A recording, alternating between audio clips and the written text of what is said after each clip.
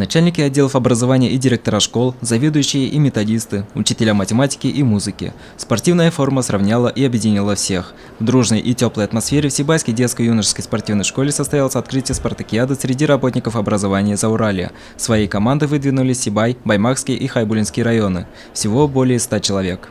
Спартакиаду мы проводим по 4 видам, вообще-то должно быть по 5, но из-за того, что снег растаял, мы по лыжам не можем провести. А так настольный теннис, шахматы, плавание и волейбол. Сразу после торжественного открытия была натянута волейбольная сетка. Первыми на игровую площадку вышли команды отделов образования Сибая и Баймакского района. Нашу сборную возглавил лично начальник ГУРО Гаес Ахмадулович Хасанов, который известен своей активной жизненной позицией и спортивной подготовкой.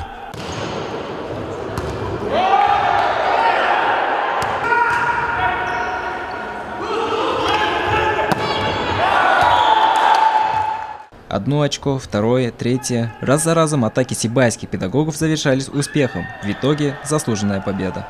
Как отметили наши волейболисты, им помогли взаимовыручка и сплоченность коллектива.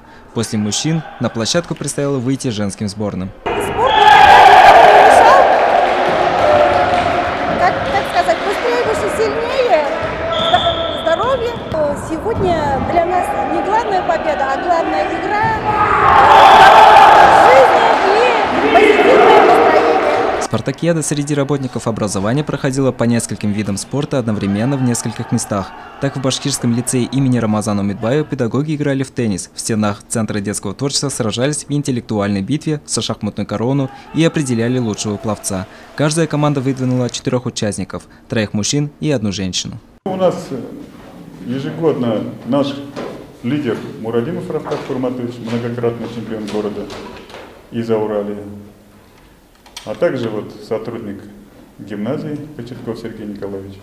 Каждая команда проявила максимум силы и воли, чтобы одержать победу. Но удача сегодня была на стороне хозяев спартакиады. Сибайский отдел образования стал победителем, набрав наибольшее количество баллов по всем видам спорта.